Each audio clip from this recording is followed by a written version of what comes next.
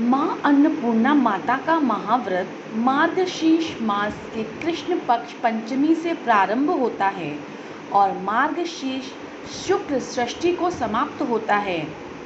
यह व्रत 17 दिनों का होता है और कई भक्त 21 दिन तक भी इसका पालन करते हैं। एक समय की बात है, काशी निवासी धनंजय की पत्नी का नाम सुलक्षणा था।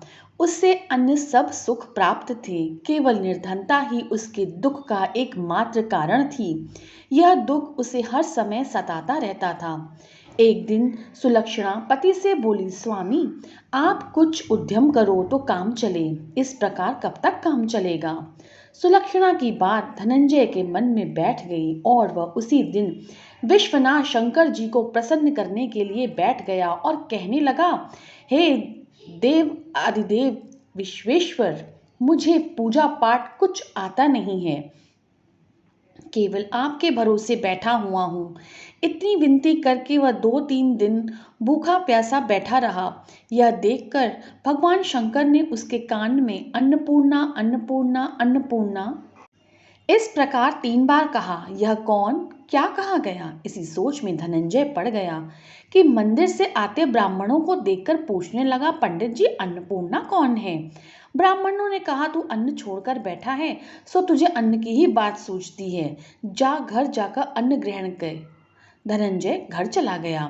स्त्री से सारी बात कही। वह बोली, नाथ चिंता मत करो, स्वयं शंकर जी ने मंत्र दिया है, वे स्वयं खुद ही खुलासा करेंगे, आप फिर जाकर उनकी आराधना करो। धनंजय फिर जैसे का तैसा पूजा में बैठ गया। रात्रि में शंकर जी ने आज्ञा दी और कहा, तू पूर्व दिशा में चला जा। वह अन्नपूर्णा का नाम जपता रहा और रास्ते में फल खाता, झरनों का पानी पीता जाता। इस प्रकार कितने ही दिनों तक चलता गया। वहां उसे चांदी सी चमकती वन की शोभा देखने में आई। सुंदर सरोवर देखने में या उसके किनारे कितनी ही अप्सराएं झुंड बनाए बैठी थीं। एक कथा सुनती और सब मिलकर मां अन्नपूर्णा इस प्रकार करती जा रही थीं। यह मार्गशीर्ष मास की उजेली रात्रि थी और आज से ही व्रत का प्रारंभ था। जिस शब्द की खोज करने वह निकला था वह उसे सुनने को मिला। धनंजय ने उनके पास जाकर पूछा, हे देवियों, आप यह क्या करती हो? उन सब ने कहा, हम माँ अन्नपूर्णा का व्रत करती हैं। धनंजय ने पूछा, व्रत पूजा करने से क्या होता है? यह किसी ने भी किया है? इसे कब किया जाए? कैसा व्रत है? इसकी विधि क्या है? मुझे सब विस्तार से बतलाओ। वे कहने लगी, इस व्रत को कोई भी कर सकता है। 21 दिन के लिए 21 गांठ का सूत लेना चाहिए। 21 दिन यदि न बने तो एक दिन उपवास करें, यह भी न बने तो केवल कथा सुनकर प्रसाद लें। निराहार रहकर कथा कहें। कथा सुनने वाला कोई न मिले तो पीपल के पत्तों को रख, सुपारी या घृत कुमारी वृक्ष को सामने कर, दीपक को साक्षी कर, सूर्य, गाय, तुलसी या महादेव को बिना कथाए सुनाए मुख में दाना न डालें। यदि भूल से कुछ भी पड़ जाए तो एक दिवस फिर उपवास करें। व्रत के दिन क्रोध न करें, झूठ न बोलें। धनंजय बोला, इस व्रत के करने से क्या होगा? वे कहने लगी, इसके करने से अंधों को नेत्र मिले, लूलों को हाथ मिले, निर्धन के घर धन आए, बाजी को संतान मिले, मूर्ख को विद्या आए। जो जिस कामना से व्रत करे माँ उसकी इच्छा पूरी करती हैं। वह कहने लगा, बहनों, मेरे पास धन भी नहीं है, विद्या नहीं है, कुछ भी तो नहीं है, मैं तो दुखिया ब्राह्मण हूँ, मुझे इस व्रत का सूत दोगी? हाँ भाई, तेरा कल्याण हो, हम तुम्हें अवश्य देंगी। ले, इस व्रत का मंगल सूत ले। धनंजय ने व्रत किया। व्रत पूरा हुआ तभी सरोवर में से 21 खंड की सुवर्ण सीढ़ी हीरा मोती जड़ी हुई प्रकट हुई। धनंजय जय अन्नपूर्णा कहता जाता था। इस प्रकार कितनी ही सीढ़ियां उतर गया तो क्या देखता है, करोड़ों सूर्य से प्रकाशमान अन्नपूर्णा का मंदिर है।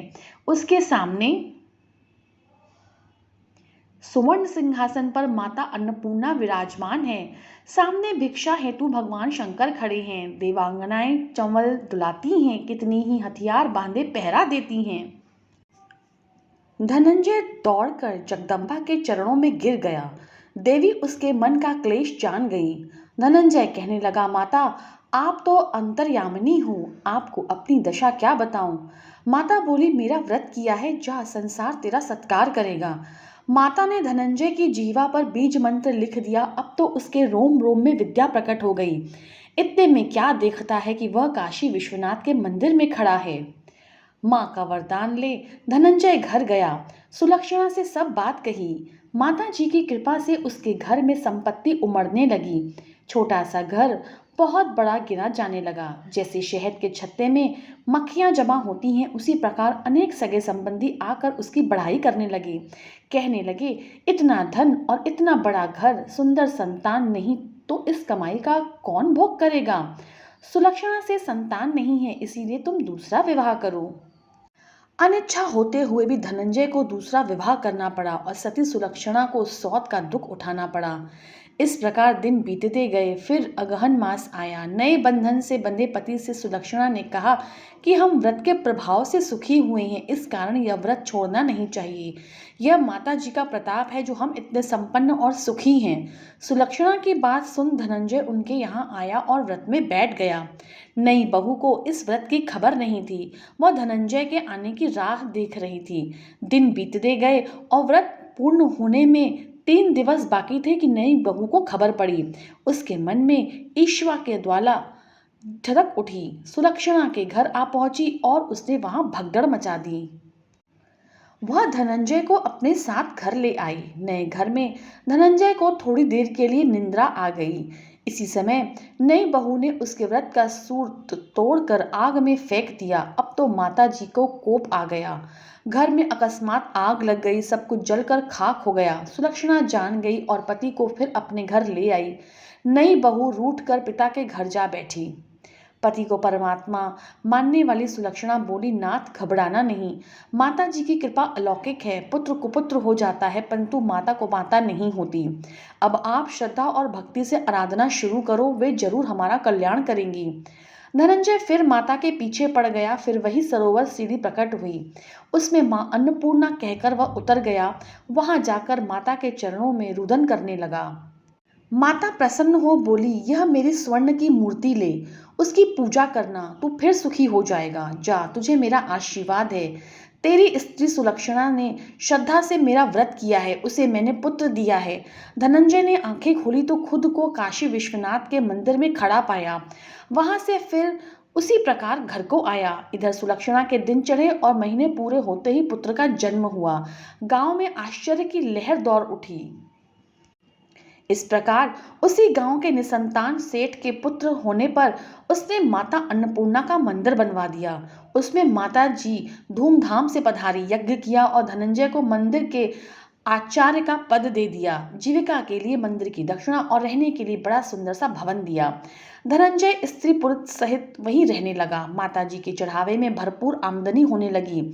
उधर नई बहू के पिता के घर डाका पड़ा, सब लुट गया। वे भीख मांगकर पेट भरने लगे। सुलक्षणा ने यह सुना तो उन्हें बुला भेजा, अलग घर में रख लिया और उनके अस्त्र वस्त्र का, अन्न का प्रबंध कर दिया। इस प्रकार से धनंजय, सुलक्षणा और उसका पुत्र माता जी की कृपा से आनंद से रहने लगे। माता जी ने जैसे इनके भंडारे भरे वैसे सबके भंडारे भरे।